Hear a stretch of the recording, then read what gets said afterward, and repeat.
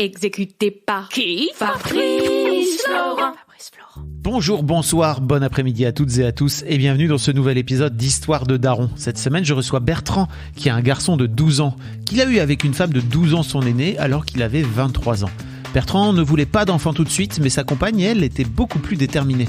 Le jour où elle est tombée enceinte, Bertrand a décidé d'assumer, même si leur couple ne fera pas de vieux os après la naissance de leur fils. Il aura fallu quelques années avant que Bertrand se rende compte que peut-être la mère de son fils, comme il le dit lui-même, l'a trahi. Aujourd'hui, Bertrand est allé de l'avant, même s'il est passé par pas mal de phases compliquées qui l'ont amené à avoir une psy depuis 7 ans maintenant. Et bien sûr, on en parle, vous savez à quel point les mecs et la santé mentale, c'est mon dada. Bertrand voit trop peu son fils à son goût et en même temps, le voir lui coûte cher, comme il en parle dans notre discussion. Cher en argent, je veux dire. Vous l'entendrez, entre les valeurs qu'on lui a inculquées et qu'il souhaite transmettre à son fils pendant le peu de temps qu'il le voit, et l'envie également de créer un lien, Bertrand cherche encore pas mal sa place de père. Et bon, vous entendrez, je l'ai un peu asticoté parce que peut-être qu'après tout, Naruto est la clé de tout ça. Et oui, je vous jure. Un immense merci à Bertrand pour son témoignage très précieux. Je vous souhaite une bonne écoute en notre compagnie. Salut Bertrand. Salut Fab. Comment tu vas ? Ben écoute, bien, un peu stressé, ce que je te disais en arrivant. Ouais. Pourquoi ça te stresse ? Alors, à plein de sujets, plein de niveaux. Le premier, c'est de te rencontrer, parce que mine de rien, désolé de te le dire, hein, mais t'es quand même une personnalité. Waouh. Ouais. Hein. Toujours. T'as jamais entendu ça presque ? Ça me fait bizarre. Non, mais c'est ça. Et puis c'est un sujet pour moi qui aujourd'hui est un petit peu touchy, dans le sens où on va en parler. Moi, un petit bonhomme qui a 12 ans. Qui m'a un peu dit tu me l'enverras le podcast. Je pense que je vais pas lui envoyer tout de suite parce qu'il y a des manières... tu lui en as parlé ? Ouais, j'en Okay. ai parlé parce que du coup je disais que je retournais à Paris comme je te disais, on a échangé par mail là où je te disais que je venais il y a une quinzaine de jours. Donc je lui ai parlé que je revenais 15 jours après. Ouais. Du coup il m'a dit je pense que tu me l'enverras. Et j'ai dit on verra. Et je suis pas sûr de lui envoyer tout de suite. Il est peut-être un peu jeune pour entendre la totalité, dis-moi en ces termes, peut-être un peu plus cru que ce que je n'aborde avec lui. Tu lui as dit que tu allais parler de paternité ? Ouais. Pourquoi tu lui as dit ? Parce que ça fait partie des choses qui me semblent importantes pour lui. C'est-à-dire que j'essaye d'être le plus honnête et transparent avec lui possible. Je vais pas dire le plus cash, mais presque. Alors en essayant d'emballer le tout parce que il a que 12 ans. Bah oui. Donc on va. C'est encore un bibou, quoi. Exactement. Donc on va éviter les termes un peu crus qui me viendraient peut-être en tête de prime abord, mais voilà. Okay. Maintenant, pour lui, c'est important pour moi au quotidien d'être droit dans mes bottes. C'est-à-dire que de pas lui interdire des choses sans raison, de pas lui autoriser des choses sans raison, de lui amener du sens à chaque fois. C'est des choses qui sont importantes pour moi, donc je transfère clairement le truc en me disant si c'est important pour moi ou si c'est peut-être important pour moi, ça doit l'être pour lui aussi. Okay. Et donc à ce titre, en tout cas, tu pars du principe que tu as envie de lui transmettre ça. Ouais, tout à fait. Ce genre de valeur, quoi. Exactement. Ok.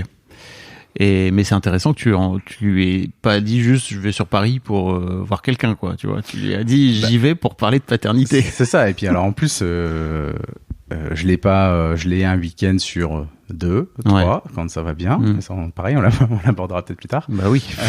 Oui, on va l'aborder. Il y a de grandes chances. Je l'ai un week-end sur 2, 3 et donc du coup en fait ce serait passé totalement inaperçu puisque là, on est en semaine et on n'est pas sur un week-end. Donc... Alors, qu'est-ce qui fait que tu as eu besoin de lui en parler, tu trouves ?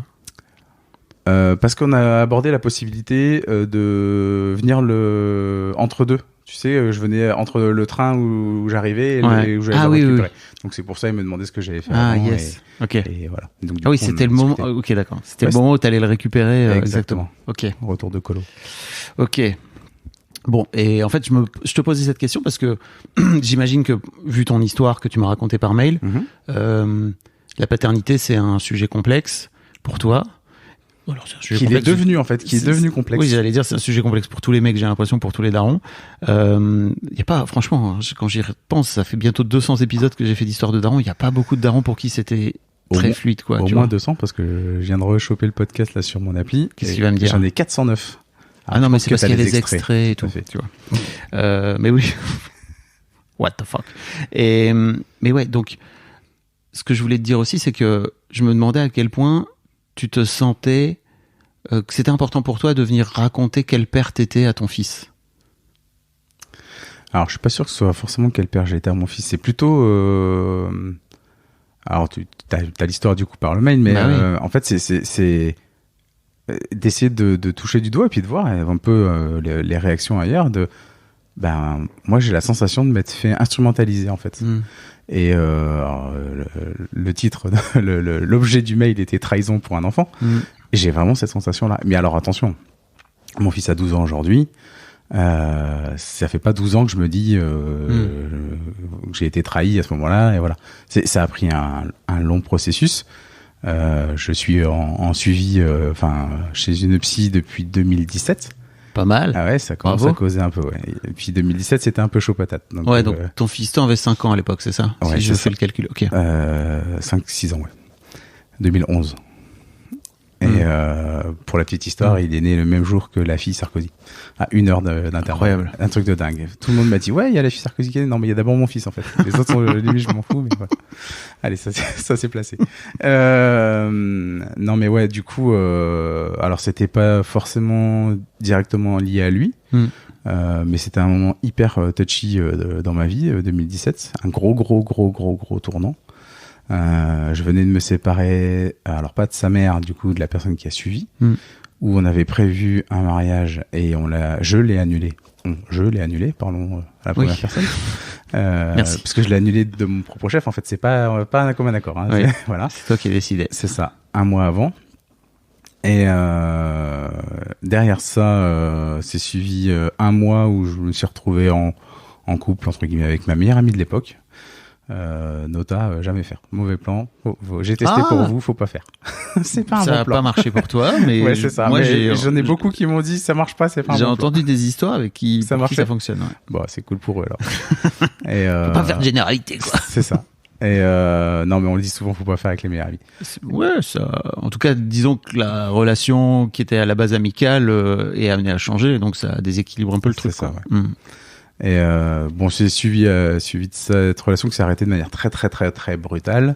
Un gros down pour moi avec des très grosses idées noires. Et en gros, le truc c'est soit je vais voir un psy, soit je me fous en l'air. Bon, on va attendre un peu, ça peut temporiser un chouï, quoi. Mais ce qui est assez rigolo, si on peut le dire, à aucun moment mon fils est rentré dans l'équation, en fait. Ok. La seule équation, je me suis dit, mon fils, j'ai balayé un peu les personnes qui m'entouraient et en fait, la seule chose qui m'a fait tenir à l'époque, c'est mon chien, qui lui avait rien demandé à personne. J'étais son seul maître. Ton fils aussi a rien demandé à personne. On est bien d'accord, mais alors dans le sens où tu as raison de le souligner. Dans le sens où ce que je veux dire, c'est que mon chien allait être tout seul, personne d'autre pour s'en occuper, pas d'attache spécifique. Alors que mon fils, en gros, avait sa mère et son attache très fusionnelle. Et ça, pareil, ça fait partie des éléments conflictuels aujourd'hui. Voilà les grandes lignes. Donc, plutôt que de te foutre en l'air en 2017, donc tu te dis, ok, allez, go psy. Je vais aller voir une psy. C'est intéressant. Est-ce que t'as l'impression que t'avais besoin d'aller toucher ce fond-là pour pouvoir, parce que bon, tu sais, je suis histoire de mec. Hein, alors j'ai déjà touché à 2 reprises, tu vois. C'était le deuxième down. Si tu veux, j'ai déjà fait un premier down avant 2014. Où ça a été chaud patate, mais je m'en suis ressorti. Sans psy. Alors, est-ce que j'en aurais eu besoin à l'époque et que j'y ai pas osé ou que j'avais pas forcément, tu vois, c'était peut-être pas aussi démocratisé. Oui. 2014. Il y a 10 ans, c'est sûr. Hein. C'est ça. Ouais. Très d'accord. 2017, un down vraiment profond. Tu te retrouves. Alors, si tu veux, à l'époque, la personne, ma meilleure amie là, on était en communication permanente. WhatsApp & Co. Permanente. C'est-à-dire qu'on arrivait à ne plus se dire bonjour, en fait. Tellement la communication était permanente. C'est-à-dire que les messages étaient en permanent. Et du jour au lendemain, tu tombes à rien. Donc là, c'est un vide abyssal, à tout niveau. Côté boulot, compliqué. Tout compliqué. Et puis, en fait, l'un entraîne l'autre, quoi. Ouais. Et là, 2017, j'ai dit, en fait, là, tout ça, je m'en sortirai pas, quoi. Ok. C'est bien. C'est... Bon, après, tu sais, je questionne toujours les chemins des mecs vers les psys d'une manière générale, vers les thérapeutes, parce que je sais à quel point ils ont besoin d'aller dans le mur, quoi, tu vois. Ouais. Bah, pour le coup. Tu dis processer. Ouais, je dis d'aller dans le mur. Moi, je dis processer parce que y en a qui vont jusqu'à aller dans le mur. Il y en a qui s'arrêtent un peu avant quand même. Mais ouais, ouais. T'as pas l'impression d'être allé dans le mur, toi? Alors, pas complètement. Parce que si pour toi le mur c'est ok, je me fous en l'air. Ouais. Je parle pas. Ouais, c'est ça. Pour moi, le mur, c'est tu passes un. Alors, sans arriver à tes fins. Mais tu passes à une étape supérieure. Tu intentes à ta vie ou au moins à ta santé. Ok. Là, c'est juste un moment de dire juste de lucidité, de se dire attends, on va arrêter 2 secondes les conneries. Et voilà. Parce je sais qu'il y a plein de gens qui ont tendance à se mettre en danger sans en avoir conscience, tu vois. C'est-à-dire juste tu vois, d'avoir des moments d'absence quand ils traversent. Ouais, je vois l'idée. Non, moi pour le coup, le déclic là, ça a été vraiment. Ou un soir dans le lit, tu commences à réfléchir, tiens, où est-ce que j'ai une corde en fait, dans la maison, quoi. Ce qui est souvent un bon indice sur votre écran c'est quand tu commences à chercher. C'est la psy de ma fille qui m'avait dit ça en fait. Elle m'avait dit les idées suicidaires, c'est ok, faut faire attention, mais machin. Quand tu commences à mettre en place des scénarios de ok, comment je vais faire, là c'est l'étape d'après, quoi. Bah c'est ça, c'est vraiment ça qui m'a fait le déclic et qui m'a fait dire. Voilà, on a besoin d'un coup de patte et on va aller voir ça, quoi. Un coup de patte. Et donc ça fait 7 ans? Ça fait 7 ans. Ok, on va en parler. Je suis pas si bon en calcul que toi.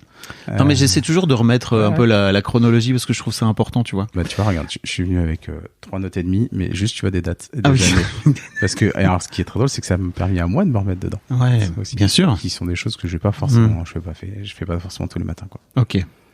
Bon, on va parler de ton histoire, mais yes. En gros, tu disais trahison pour avoir un enfant. C'était l'objet de ton mail. Tu vas nous raconter tout ça, et j'ai plein de questions à te poser aussi. Mais en fait, ce que j'aimerais bien savoir, c'est à quel moment t'es venu ce désir de paternité. Alors je vais donner un peu de contexte parce que je pense que c'est important, et puis en global.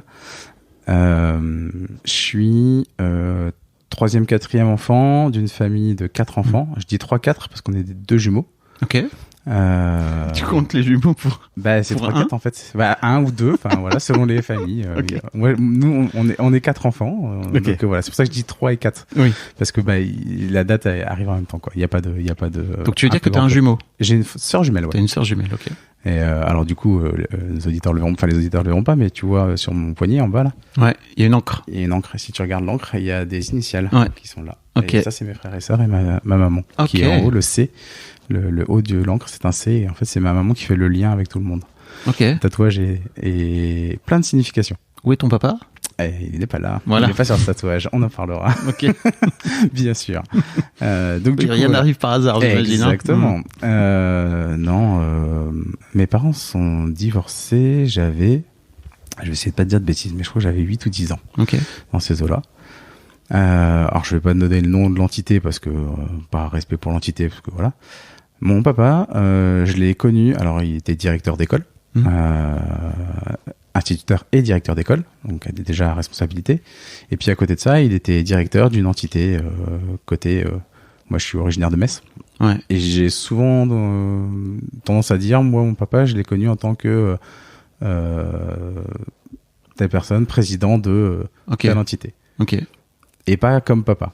Voilà. En fait, il était pas souvent à la maison, il s'occupait pas beaucoup de nous, il était beaucoup occupé. Quand tu dis moi je l'ai connu, ça veut dire, enfin t'as connu ton père 10 ans, même pas. En fait, parce qu'au bout de 10 ans, il s'est. Alors, attention, je continue après, mais. Oui, j'allais dire, tu l'as rencontré à sa naissance quand même. Il était là. Bien sûr, okay, il était là. Ouais, bien sûr. Ok. Oui, il est encore là, il est toujours vivant. Ok. Mais il est pas. Tu touches quand même du bois. Bah, il fait de l'emphysème, hein, donc si tu veux, c'est un peu compliqué, quoi. Donc, j'espère qu'à l'instant où on discute, où on parle et où l'épisode sera. Comment dire, diffusé, il sera toujours vivant, c'est ça? Il sera toujours vivant. Je pense qu'il n'y a pas de souci là-dessus, mais bon. En tout cas, il n'est pas sur ton tatouage. Non, tout à fait. Il n'est pas présent, puisque vraiment, ma maman a créé ce noyau dur quand mon papa est parti. Ma maman a créé ce noyau dur parce que ma maman était secrétaire de mairie. Elle était déjà retraitée de l'éducation nationale parce qu'avec 4 enfants, du coup, la retraite arrivait tôt. Elle a repris un job à côté. Et puis en fait, elle s'est retrouvée seule à nourrir 4 enfants dans une grande maison. Ça a été hyper compliqué, hyper touchy. Et du coup, elle a vraiment mis en avant cet esprit d'équipe, d'entité, de noyau dur. Et aujourd'hui, on est tous là les uns pour les autres, quoi. Là-dessus, il y a pas de discussion, quoi. Ok. D'où le fait que tu te les aies fait tous tatouer dans la peau. Tu les as avec toi, quoi. C'est ça, je les ai avec moi. Et puis, c'est une encre. C'est pas anodin. C'est mon encre, c'est mon ancrage. Mon fils est pas là, il est plus haut. Mais voilà, c'est vraiment le noyau dur, c'est les racines. C'est quand il y en a un de nous qui a un coup de dur, et ben tous les autres sont là pour lui filer un coup de main. Ok. Donc ça c'est l'origine du truc. Les années se passent.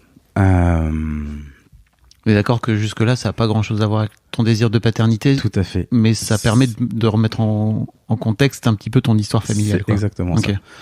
Côté paternité, j'arrive en études, BTS, je me mets en couple avec une charmante demoiselle. On parle un peu sur l'oreiller, on parle de paternité, de maternité, de parentalité en général. Et clairement, on tombe très vite d'accord et en accord là-dessus sur 2 enfants. En fait, moi, je trouvais que c'était un bon deal aussi. On en discute, on en échange. Et en fait, alors je sais pas si c'est reproduire le schéma familial d'avoir une famille avec des enfants ou quoi, mais 2 enfants me paraissaient sympa, intéressant et plutôt cool. Et les affres de la vie font que on se sépare. Moi, je commence à bosser. Elle est encore en études. On a des chemins qui se séparent un peu. Moi, j'ai besoin de stabilité, de me poser. Et elle est encore dans le côté un peu fêtard, machin. Donc, bon, nos chemins s'éloignent un peu. Mais en tout cas, c'est la première fois que on parle de paternité, ouais. Que tu parles de paternité. Que je parle de paternité et de parentalité, pardon. Ok. Et de désir d'enfant, quoi. J'ai 20 et quelques années, quoi. Voilà. Et en fait, je me sépare de cette demoiselle à l'époque. Et je me mets en couple avec la mère de mon fils, qui m'annonce, ce que je te disais dans le mail, qui m'annonce tout de suite, très, très rapidement, moi, si on se met ensemble, c'est pour avoir un enfant. Alors, à l'époque, j'ai 23 ans. Elle en a 12 de plus. Du coup, je dis, ouais, ok. Dans l'idée, oui, moi aussi, j'en veux. Donc, no stress, quoi. Enfin, on est axé là-dessus et on va y aller, quoi. Maintenant, pas d'urgence, quoi. Moi, perso, j'ai 23 ans, quoi. Donc, j'ai encore un peu de temps devant moi, quoi.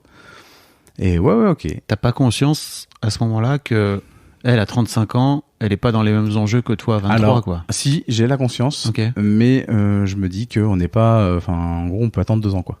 Ok. Tu vois l'idée? Enfin, j'ai bien en tête... Alors, petite... Tu lui verbalises ça à l'époque? Ouais. C'était tout jeune. Ouais. Ah, je lui verbalise. Ouais. Je lui dis clairement que, en gros, oui, ok, enfant, mais pas d'urgence, quoi.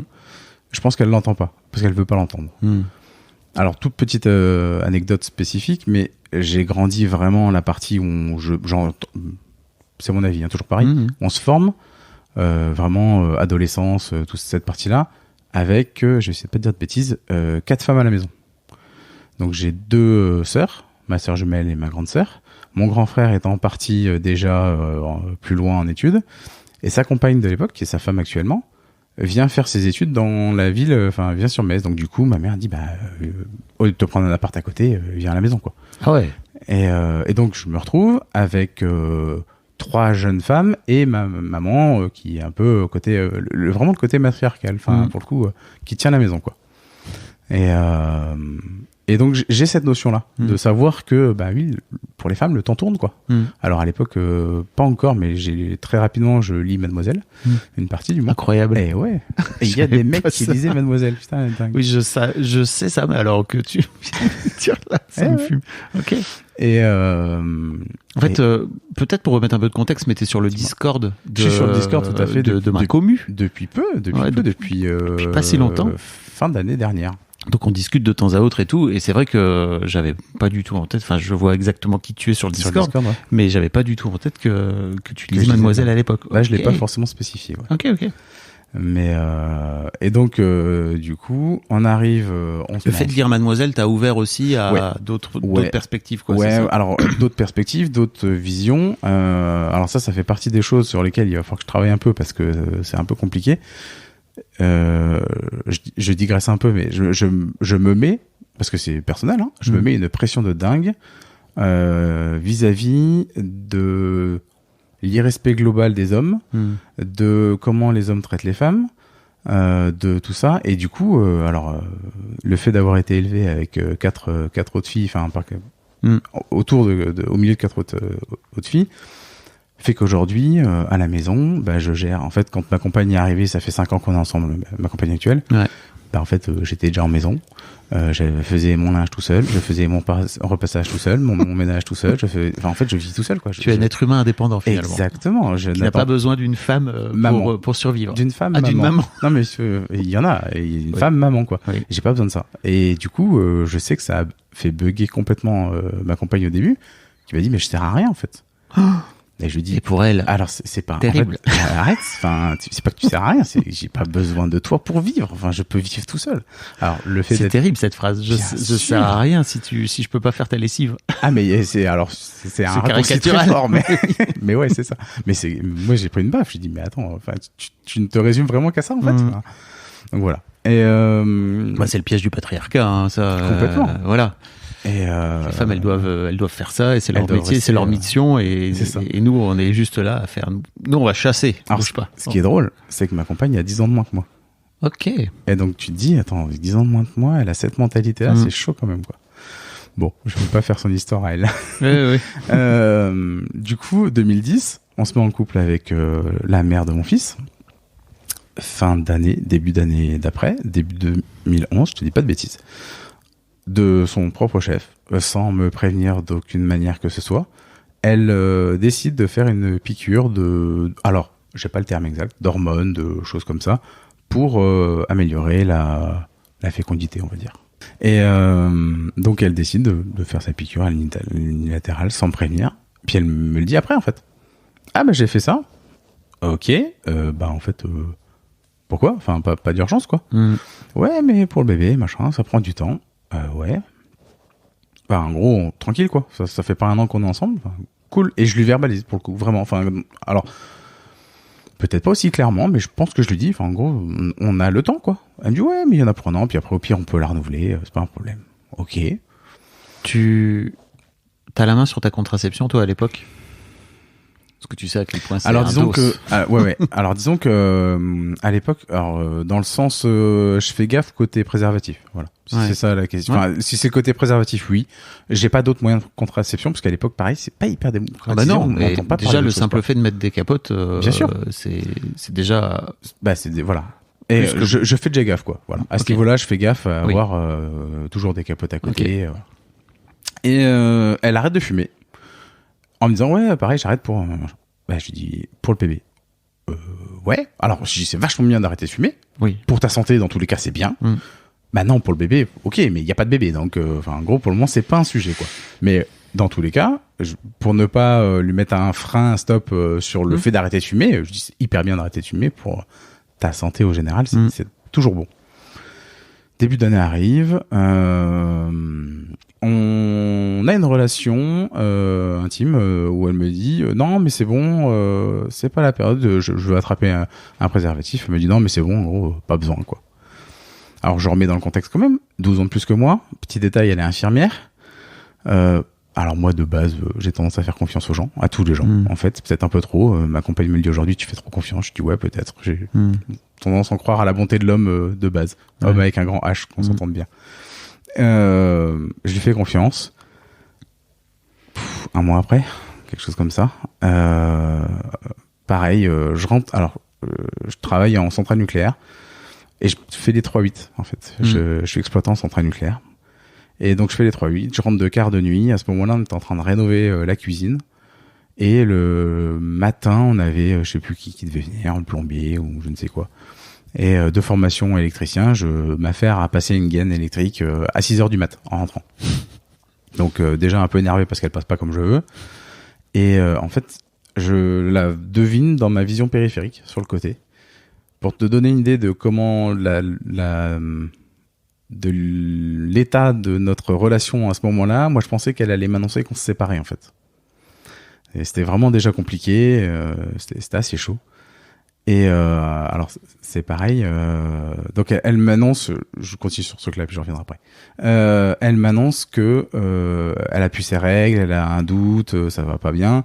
Alors pareil, petit historique entre-temps, c'est que sa maman est décédée d'un cancer. Alors exactement, ne me demande pas quoi, mais ça peut être, je sais pas si c'est utérus, ovaire ou chose comme ça, mais dans l'appareil génital. Exactement, dans la région appareil génital. Ouais. Et donc hyper stress, hyper inquiète, en me disant ça se trouve c'est ça et tout. Je dis attends, on va arrêter de se stresser la vie pour rien. Pour le moment tu sais rien, tu sais pas, arrête de flipper. Je suis toujours assez pragmatique là-dessus. Je dis t'as une copine dont la mère est à gynéco, tu débaroules à son cabinet tout de suite là, à 8h du mat, là tu fais le pied de grue devant. Vous connaissez suffisamment, elle va te choper entre deux patients et elle va passer soit un coup d'échographie, soit quoi, et elle va te dire ce qu'il en est quoi. Ouais, ok. Elle rentre. Enfin moi je vais me coucher parce que mine de rien une nuit dans les pattes, puis en plus c'était une période un peu compliquée, donc voilà, beaucoup de boulot. Je vais me coucher, elle me réveille genre 2 heures ou 3 heures après en hurlant dans la chambre, oui ça y est regarde, et elle me colle sous le nez la photo de l'échographie. Alors à 9h du mat avec les yeux pas forcément bien ouverts, je dis ouais c'est cool, on en parlera tout à l'heure si ça te dérange pas, parce que là je voudrais bien terminer ma nuit en fait. T'as pas capté? Non, clairement non. Non, à 3h du mat. Enfin, j'ai pas à 3h du mat, à 9h du mat en ayant dormi 3 heures, même pas. Non, j'ai pas capté. Donc, on en discute après quand je me réveille. Et donc, je vois une myrtille, en fait. Bon, clair, hein, enfin, sur une échographie, à 1 mois et quelques, c'est une myrtille, quoi. D'ailleurs, on en rigole, on l'appelle la myrtille pendant un peu de temps.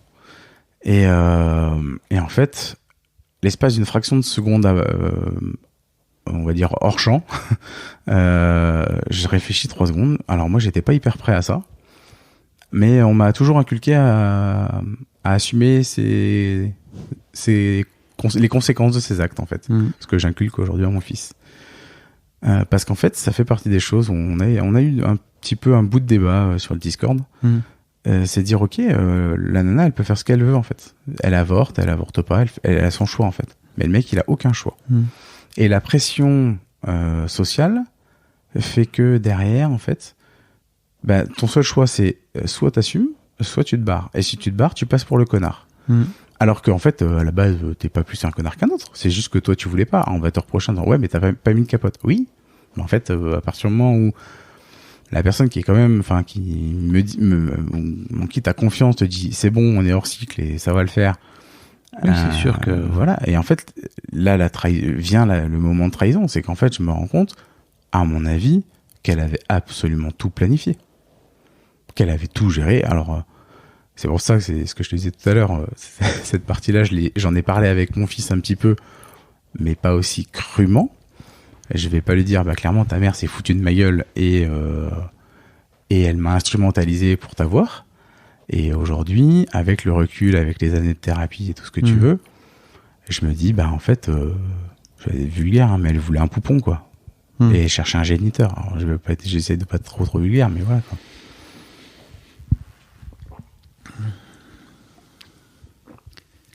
Pas simple à gérer. En fait, qu'est-ce qui te... Parce que j'ai vraiment l'impression, quand tu m'en parles là, que t'as accueilli la nouvelle de façon très... détendu en fait sur le moment. Oui, parce qu'en fait, alors je suis pas de... Alors, merci le patriarcat pour le coup. J'ai appris à faire poker face sur tout. Ouais. En permanence. Il y a énormément d'émotions, il y a des choses qui se passent, il y a machin, mais tu vois globalement rien transparaître si tu me connais pas, et encore, même si tu me connais, tu vois rien transparaître.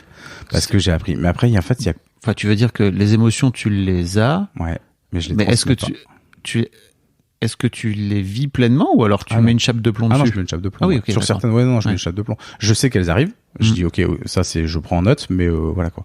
Okay. Mais dans tact quoi.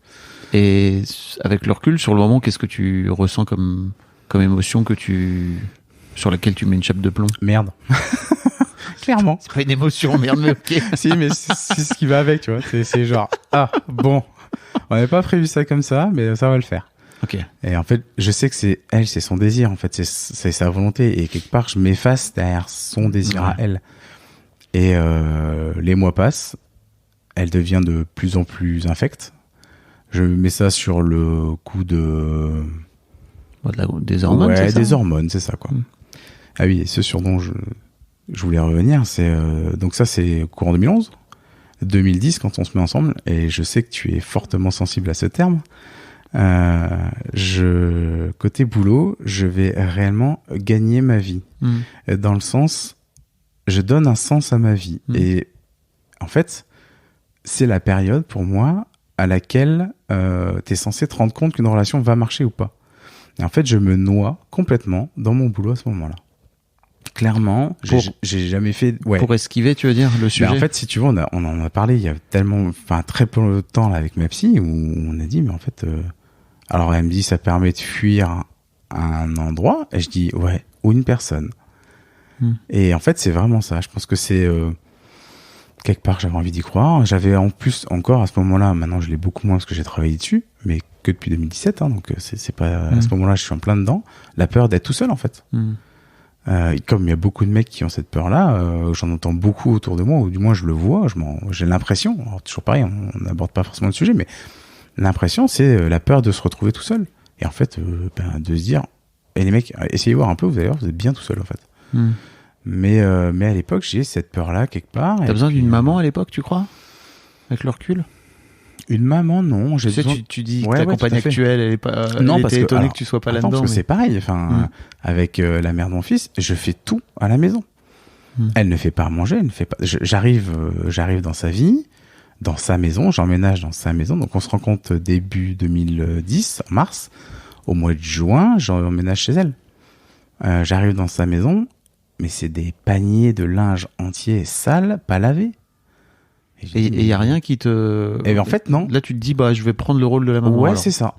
En fait. Moi, j'ai trouvé mon rôle. Ouais. Okay. En fait, je trouve ma place à ce moment-là. Et ce que je te dis, c'est, je pèse mes mots parce que je sais au combien c'est sensible pour toi, mais je vais vraiment gagner ma vie. Dans le sens, chercher un sens à ma vie et je me noie dans ce travail. À tel point que je fais la plus grosse paye que j'ai jamais faite à ce moment-là.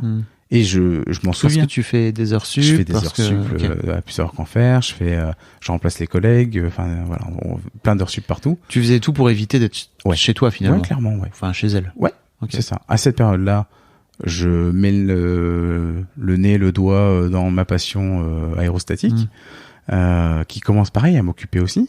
Aérostatique, il faut expliquer aux gens, c'était zinzin de montgolfière, c'est ça? Un peu zinzin de montgolfière, voilà. Ouais. Je suis un peu zinzin de montgolfière. Je suis pilote de ballon et donc j'ai commencé ma formation en 2010. Ok.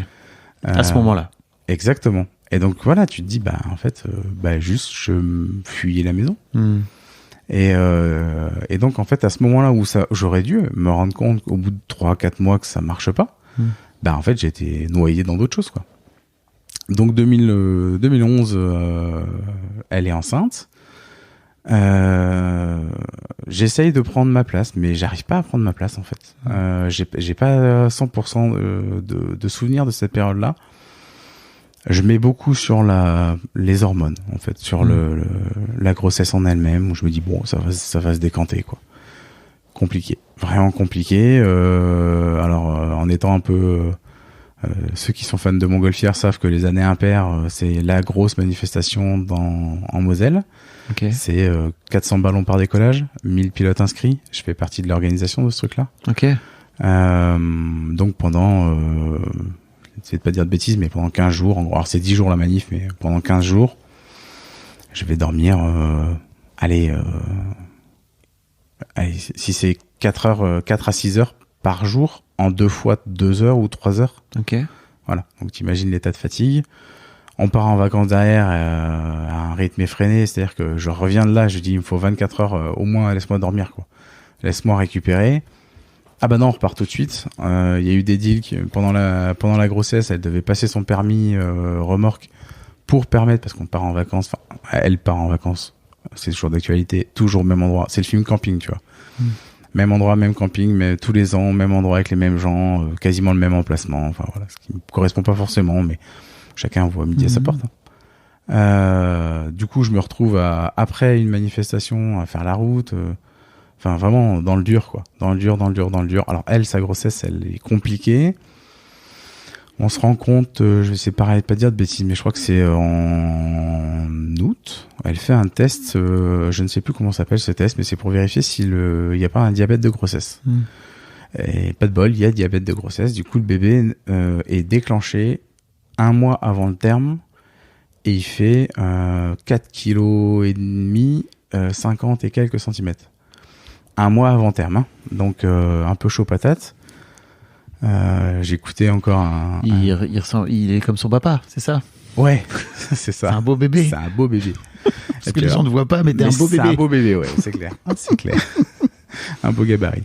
Et puis en plus, sa mère est pas petite. On fait tous les deux 1m80. Donc, on s'attendait pas forcément à un petit gabarit. Un petit gabarit. Et du coup, naissance se passe, déclenché, compliqué. On arrive le lundi matin à la maternité.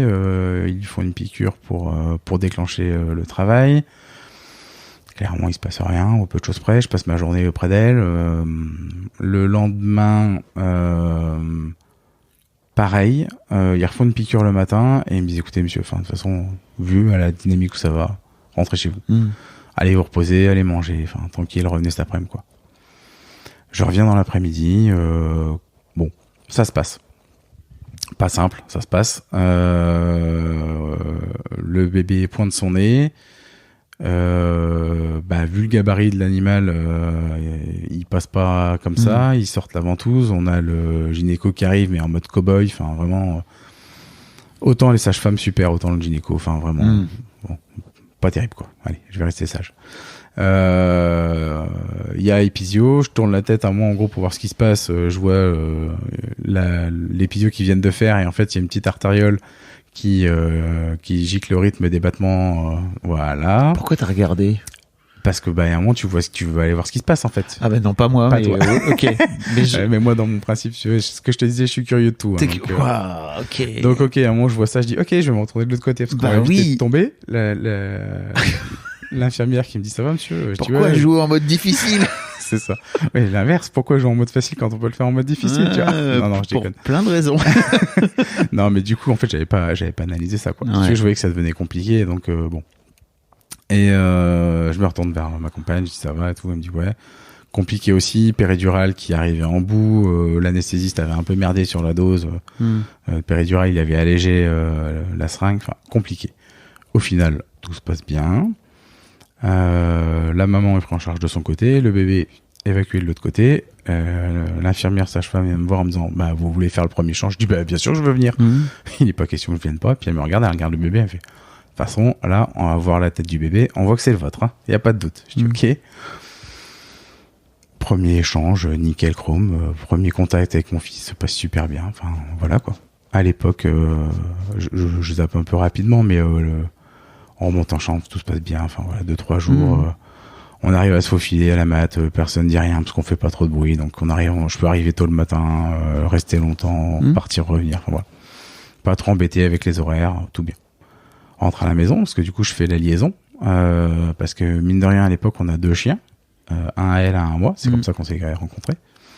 Donc j'emmène la première couverture du bébé, le tout premier linge intissé dans lequel ils emballent le bébé, sur lequel il y a cette espèce de, je sais pas comment ça s'appelle, petite truc blanche, la petite pellicule un peu blanche, qui a clairement l'odeur du bébé, quoi. Donc je prends ça, je la pose sur le canapé, je la fais ressentir aux 2 chiens, un berger allemand, un dalmatien. Le dalmatien, on va le sniffer, mais on n'a pas grand chose à faire. La berger allemand, elle est dingue. Je dis ok, c'est bon, ça va marcher nickel, quoi. On rentre à la maison, gère le chien, les 2 chiens au taquet, en équilibre au-dessus du couffin pour voir ce qui se passe. Un super match entre les 2 chiens et le bébé, vraiment top. Retour à la maison, nickel. Et puis les mois passent. Puis en fait, ce que je prenais pour les hormones n'est pas les hormones en fait. C'est son comportement à elle, c'est son fonctionnement à elle. Mais que tu découvres là. Exactement. Et en fait, je me rends compte là. Donc, on se retrouve à Parce que j'imagine qu'elle a pas changé vraiment de comportement. C'est peut-être juste ta perception à toi qui a changé. Alors, ceci dit, on peut peut-être aussi...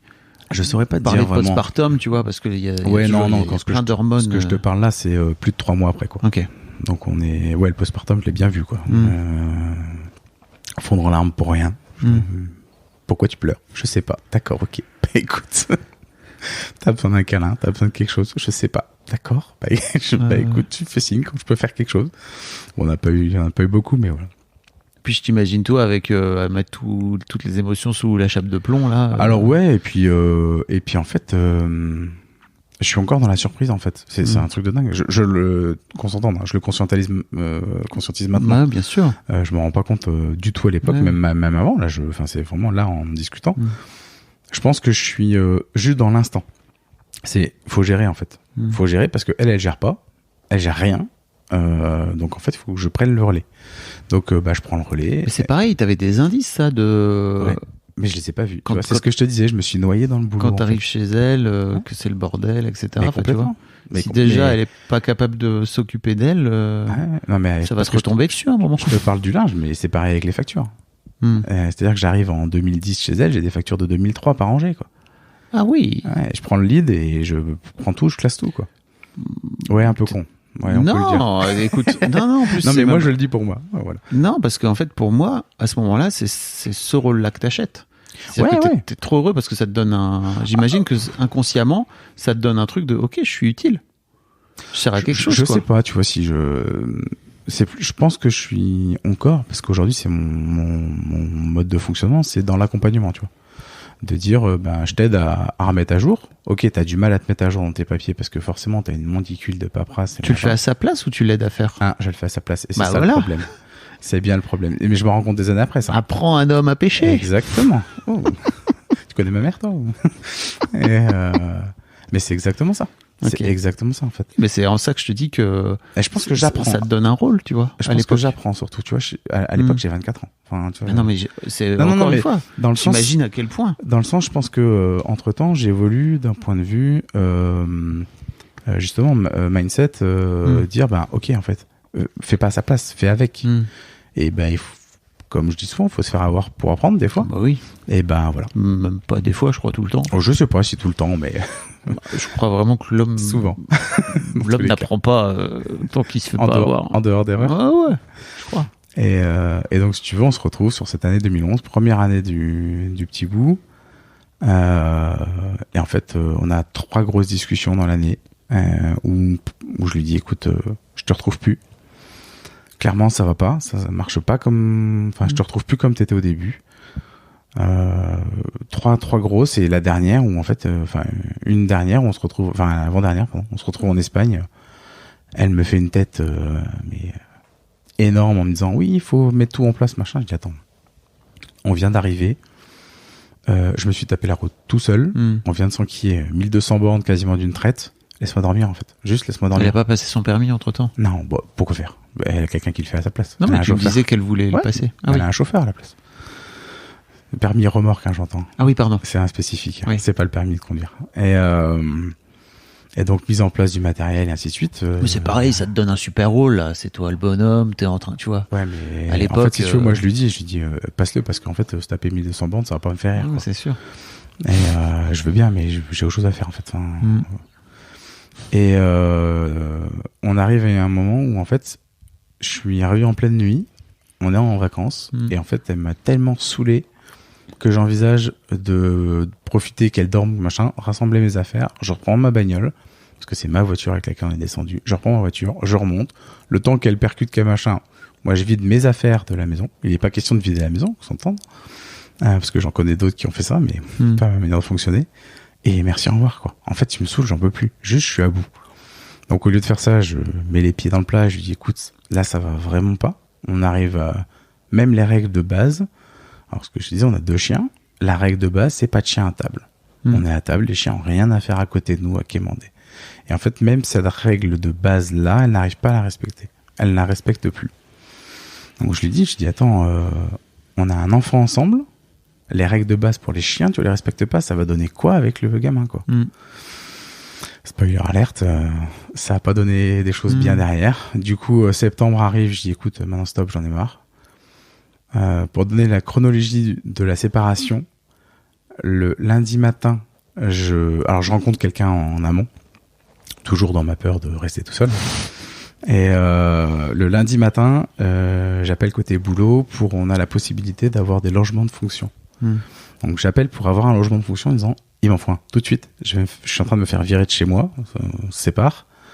ce qui n'était pas encore le cas en fait. Je lui ai pas annoncé. Et donc en fait le midi je rentre et je lui annonce que stop. Alors là j'ai un magnifique numéro de oui mais non, on peut aller voir un psy ensemble, une thérapie de couple et tout. Je dis mais attends, ça fallait se réveiller il y a 6 mois en fait. Quand on a eu la première conversation, t'as pas bougé. Depuis 6 mois je t'alerte et tu bouges pas. Donc en fait non. Maintenant merci, au revoir, the end et ciao quoi. Et donc le lundi je lui annonce, le vendredi je déménage. Ma nouvelle conjointe à l'époque s'attendait absolument pas parce que me dit des mecs qui étaient en couple qui m'ont dit oui promis je vais la larguer. Elle tombe des nues en me disant en fait fin de la semaine t'étais célibataire. Je dis oui en fait quand je te dis que je m'en vais. Donc ça va faire les choses et ça s'arrête comme ça. Je pousse très très fort à l'époque. On est septembre, je pousse fort pour mettre les choses par écrit, passer devant un juge. Vous étiez marié ? Non. Ok. Donc en fait, en soi, à part, en gros, il y a juste la gestion du gamin, quoi. Donc je pousse pour qu'on écrive ça. Je pousse très fort, mais ça c'est mon histoire familiale perso, où je pousse pour qu'il soit baptisé. On a dans la famille une tante à moi qui est décédée et sa fille, entre ses 2 enfants, elle a une fille, ou avant même ses 2 enfants, je dis une bêtise, qui est décédée mais dans la première année de vie. Et en fait, comme elle n'était pas baptisée, le curé a refusé de faire ne serait-ce qu'une mini-messe ou un mot. Ça m'a tellement traumatisé que j'ai dit c'est hors de question que ça arrive à mon gamin, quoi. Enfin, clairement, c'est non. On le baptise, il fera après s'il veut la suite, mais au moins il est baptisé, il aura droit à une cérémonie. Alors, ce qui en fait aujourd'hui n'est plus le cas parce que il y a des gens intelligents dans ce monde et oui, je crois voilà, que ça a un peu évolué. Que tu trouves aussi, quoi. Bien sûr, ça a un peu évolué, mais voilà. Et donc en fait, on se sépare là-dessus, quoi. Et on se sépare sur un mauvais accord, on va dire, mais en accord. À l'époque, je ne suis plus en 3-8. Le jugement est prononcé avec cet élément-là. Sauf que cet élément-là change quelques années après. Et en fait, moi, j'ai pas la possibilité de choisir mes week-ends. Elle, oui. Et donc aujourd'hui, je me retrouve à subir à 100% ces desiderata de week-end. Donc, des fois, elle me le donne, des fois, elle me le donne pas. Puis en fait, comme ce qui est écrit noir sur blanc dans le jugement, c'est monsieur aura la garde quand madame travaille. Donc en fait, ce qui est écrit, c'est que je suis une nounou. En d'autres termes. Et ça fait partie des choses, tu vois, qu'on a abordées il y a très peu de temps avec mon fils, parce que j'estimais qu'avant, il n'était pas encore en âge de tout comprendre.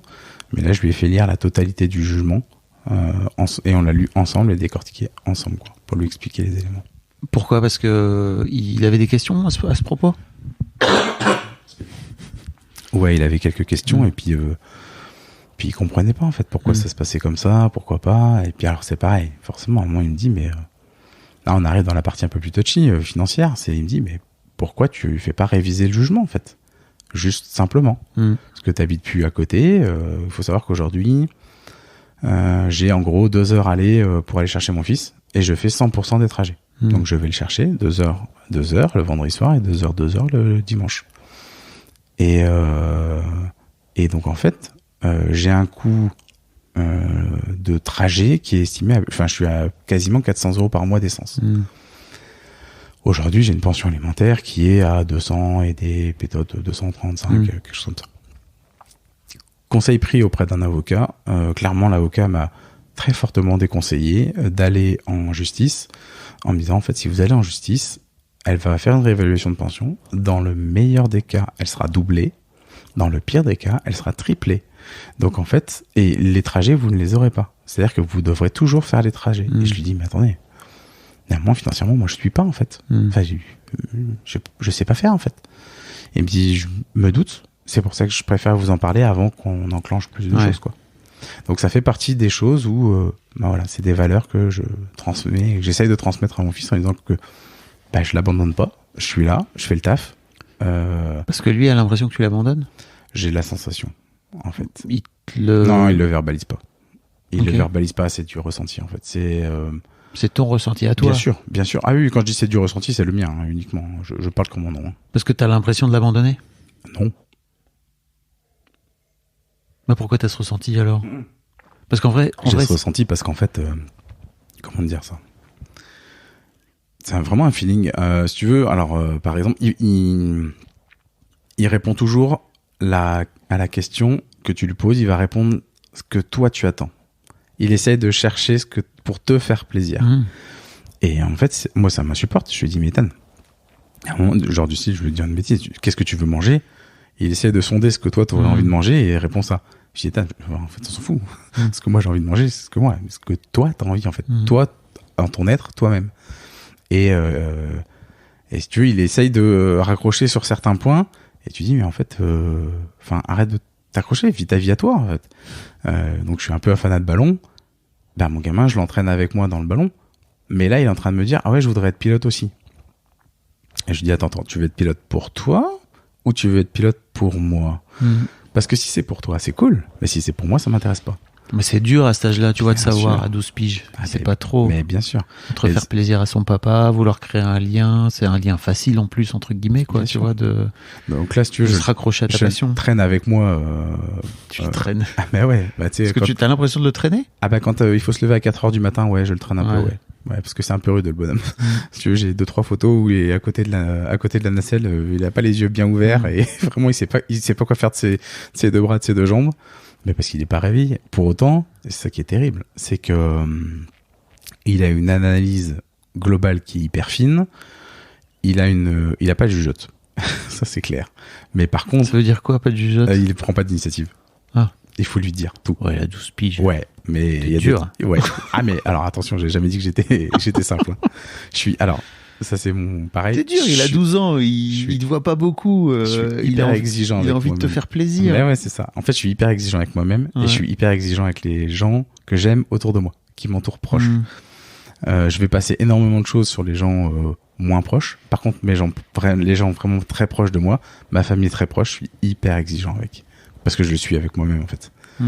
Et donc j'essaie de lui inculquer toutes ces valeurs-là, de se dire en fait il se passe rien sans rien. Donc en gros lève-toi et tu vas voir qu'on arrive à faire un truc chouette quoi. On arrive à faire rêver les gens, on arrive à leur mettre des étoiles dans les yeux en fait. Alors ouais c'est dur. Ouais. On se lève à 4h du matin, voire même des fois 3h30. Donc le réveil il pique un peu. Et c'est là où en fait il en a envie, ça, tu crois? Ouais, une partie, ouais. Ouais, il kiffe, en fait. Il y a une partie où il kiffe. Il y a une partie où je lui laisse pas trop le choix. Parce que je dis, en gros, c'est bien, mais il va falloir se bouger un peu. Est-ce que, quand tu l'as en week-end comme ça, il pourrait rester avec ta compagne? Bien sûr. Okay. Alors, il a l'alternative? Ou il est obligé, entre guillemets, de te suivre? Non, il peut être tout seul à la maison. Parce qu'il peut pas être avec ma compagne, parce que ma compagne a la mauvaise idée d'être mon équipière préférée. Ah. Et ouais. C'est dans la merde. C'est ça. Et donc, du coup, elle vient avec moi, c'est elle qui me fait les récup, en fait. C'est-à-dire que quand t'as un ballon qui part en vol, t'as un véhicule au sol qui suit, et elle conduit le véhicule au sol. Okay. Non, mais il peut rester à la maison. Il aurait l'alternative de rester à la maison. La problématique qu'on a avec ma compagne actuellement, c'est qu'ils sont, je pense, plus opposés que ça, tu peux pas beaucoup. Ah ouais. Si tu veux, alors pareil, je vais pas rentrer dans son histoire à elle, parce que c'est son histoire à elle, mais à 5 ans, elle se faisait à manger. Voilà. Ça donne une idée de la présence des parents, tout ce que tu veux avec. Voilà. À 5 ans, elle se faisait à manger. Mon fils, il n'y a pas si longtemps que ça, à 10 ans, il nous a fait un magnifique coup. Il a pas su faire la différence entre de la meringue et du chocolat blanc en bouche. Vraiment, c'est foutu de sa gueule. On se fout encore de sa gueule d'ailleurs, gentiment, mais ça reste entre nous. C'est une private joke, vraiment nous trois. Mais voilà, c'est du style... en gros, est-ce que les pâtes, faut les mettre dans l'eau tout de suite à froid ou faut attendre que ça boue? Ouais, mais ce que tu me disais dans ton mail, c'est que, en gros, t'as fait un enfant avec une maman, quoi. Avec une maman poule. Avec une maman qui cherchait à être fusionnelle avec un enfant. C'est ça. Et en fait, aujourd'hui, ce que je me rends compte, vraiment, c'est très récent, c'est que, en fait, elle s'occupe pas de lui. Et ça me rend d'une tristesse extraordinaire. Elle ne s'occupe pas de lui. Elle passe pas de temps avec. Elle ne cuisine pas. Elle ne passe pas de temps avec. Elle s'occupe pas de lui, ou très peu. Les seules choses qu'il a, les seules interactions, c'est du jeu. Que du jeu. Il sait rien faire d'autre que jouer. La seule proposition qu'il a, c'est on fait un jeu. Alors tu sais bien, mais il y a plein d'autres choses à faire dans la vie que jouer. Ils ont, je vais dire une bêtise, mais je crois qu'ils ont 3 télés à la maison. Et puis quand ils regardent un truc, c'est chacun regarde son programme sur sa télé et à un étage d'écart, quoi. En fait, ils cohabitent. Et Alors, on n'est pas tout à fait de la même génération, mais pas bien loin. Mais enfin, je sais pas, moi j'ai plein de souvenirs de soirées en famille où on regardait un film ensemble et puis limite ça devenait des blagues derrière entre nous, quoi. Ça devenait des petites private jokes sur j'ai en tête Rasta Rocket, j'ai en tête enfin voilà des films comme ça. Et c'est devenu, alors dans ma famille pour le coup, t'as une maman qui est une encre. Bien sûr, tu vois. Mais bien évidemment. Mais tu vois, sans aller jusque là, mais au moins partager un film ensemble, quoi. Est-ce que ton fils, parce que tu vois, moi je vois mes... Est-ce qu'il est demandeur? Ouais, c'est ça. Moi je vois mes filles, en fait, elles préfèrent être... Enfin, j'ai une de mes 2 filles qui est trop à fond et on fait plein de trucs ensemble. L'autre, ça l'intéresse pas, elle va vivre sa vie. Et en fait, tu vois, moi j'aimerais bien de temps en temps qu'on partage des trucs à 3. Mais ça l'intéresse pas, donc pas de problème. Tu veux pas, tu peux regarder dans ton coin ta série, c'est cool. À 12 ans, pour moi, c'est pas complètement déconnant de pas forcément avoir envie de regarder les mêmes trucs que... Est-ce que tu peux être demandeur quand tu sais pas que ça existe? Ça, c'est une autre question. Voilà. En fait, elle est là, le truc. Ok. Je pense qu'elle est là pour lui. C'est qu'il sait pas que c'est faisable, en fait. Mais ça, tu le fais toi avec lui. On essaye, ouais. On essaye au max, ouais. Et comme nous, en fait, on n'est pas du tout télé. Mais vraiment pas du tout. C'est-à-dire que moi, j'ai ma télé dans la chambre à coucher pour qu'on se fasse un épisode Netflix de temps en temps, mais genre vraiment, une fois tous les tremblements de terre. On n'est pas télé. Et alors que lui, je sais par expérience, chez sa mère, la télé est allumée 24/24.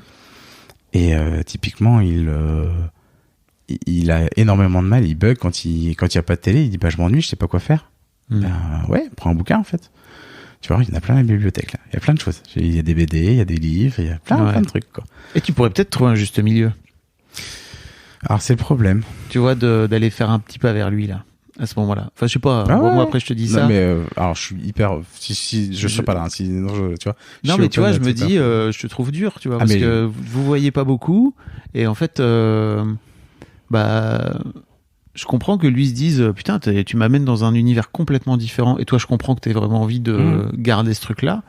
Je crois que moi, le truc que j'ai appris là ces dernières années, c'est fais un petit pas et regarde ce qui se passe, tu vois. En fait, si tu veux, on essaye. Il y a pas une série Netflix ou une série où tu vois un animé ou un truc comme ça qu'il faudrait regarder avec toi et que tu voudrais... Je sais pas. Je crois pas trop. À 12 piges. Il est à fond Naruto. Là. Ah bah voilà, regarde Naruto avec lui. J'aime pas ça. Ah bah ouais. Je ferai l'effort. Mais ouais, non. Demande-lui de t'expliquer. Putain, Naruto, en plus, il y a plein de... C'est incroyable, Naruto. Je sais pas, mais je lui ai demandé la dernière fois, je lui ai demandé s'il avait eu une idole, en fait, une personne en tête à qui il voudrait ressembler plus tard, quoi. Il a été infoutu de me sortir quoi que ce soit. Je dis, mais réel ou imaginaire, on s'en fout. Enfin. Il t'a dit Naruto? Il m'a dit Naruto. Je dis, ok, il fait quoi Naruto? Il combat les méchants. Ouais, et? Je sais pas. D'accord. Non, mais si, il y a plein de trucs. Ouais, non, mais. C'est incroyable, Naruto. J'imagine. C'est pas mon délire, forcément, les animés, mais j'imagine. Mais ouais. Qu'est-ce qui t'empêche, tu vois, à ce moment-là, tu vois, parce que, tu vois, qu'est-ce qui t'empêche de faire un pas vers lui? Parce que tu vois, je suis en train de me dire, j'ai l'impression que t'as ton univers, que sa mère, elle a son univers, et qu'en fait, finalement, lui, il est tiraillé entre les deux, ce qui est comme plein d'enfants, tu vois, de parents séparés, etc. Et que il peut y avoir, je trouve, un défaut en tant que parent solo, c'est de dire, non mais moi, mon truc, c'est comme ça. Et en fait... je ne veux pas faire rentrer d'une manière ou d'une autre l'univers de l'autre parent. Un bout de l'univers de l'autre, tu vois, qui pourrait lui plaire en plus, tu vois. Ouais, alors je suis pas aussi radical que ça parce que je sais. Parce que si tu veux, il y a plein de trucs que je ne cautionne absolument pas, mais que j'ai pas le choix. Genre téléphone portable qu'on m'a imposé et j'ai dû sur le premier. Et en fait, sa mère lui a offert un téléphone portable à 10 ans, donc en école primaire. J'ai pété un câble. Je lui ai dit, mais en fait, déjà, t'es censé me consulter en amont, et pas après. Ça, c'est en permanence, si tu veux, mais voilà. Et donc, en fait, je suis encore passé pour le méchant sur ce truc-là. Donc, si tu veux, aujourd'hui, il a un téléphone portable. J'ai pas le choix, en fait. Voilà. Il a un smartphone. C'est encore pire. Moi, je suis pour que les enfants de cet âge-là, ils aient un 3310. Tu vois. Ils ont sorti un Nokia, sorti un 3310. Vas-y. Les vieux Nokia. Un truc indestructible. Et tu peux enfoncer les clous avec. Et Mais donc si tu veux, cet univers-là, j'ai pas le choix. Là, c'est pareil. Il est parti. Il est parti en colo, mais ça c'est à ma demande parce que je trouve ça hyper important qu'il voit d'autres gamins. Mais il a des écouteurs, des intra-auriculaires, et il les met en permanence. Du coup, il se coupe du monde complètement. Et tu dis, en fait, tu te plains qu'on n'interagisse pas avec toi, mais tu te coupes du monde. Tu dis, grand, enfin, il y a un moment, enlève tes écouteurs, tu verras, on peut discuter du coup. Et donc voilà. Après, tu veux, ces choses, je laisse venir, mais j'essaie de l'ouvrir surtout. Donc je suis proche de la Belgique. Il y a l'Eurospace Center qui est juste à côté, qui est pas très très loin. On l'emmène à l'Eurospace Center. On fait des randos. On s'y est mis là depuis début d'année. On fait des randos de 10 km tous les dimanches là. Le week-end dernier, c'est dur aussi les randos pour les ados qui ont la flemme. Ouais, c'est ça. En fait, le problème c'est ça, c'est qu'il a la flemme de tout. Dès que tu lui demandes un truc, il a la flemme de tout. Et en fait, si tu veux, alors l'exemple qu'il a à la maison, c'est dur 12 piges. Hein. C'est dur 12 piges, et puis c'est d'autant plus dur quand t'as l'exemple à la maison de quelqu'un qui fait rien, qui passe ses journées devant la télé. Et alors moi je suis un cas peut-être extrême, je suis un peu cinglé côté ballon. C'est-à-dire qu'en étant cinglé, je décolle. Petite parenthèse aéronautique, mais je suis pointe des Ardennes, donc je suis en France. J'ai une centrale nucléaire juste en dessous. J'ai pas le droit de survoler. Puis pas le droit. Quoi. On négocie rien, quoi. C'est sûr. Quand je passe la frontière, il faut que je fasse un plan de vol. C'est-à-dire qu'il faut que je dise d'où je décolle, mais où je me pose va définir où tu vas te poser en ballon en amont. C'est un peu compliqué. Et puis là, j'ai eu l'idée saugrenue depuis quelques années d'organiser une manifestation de Montgolfière. Donc ça m'occupe un chouï.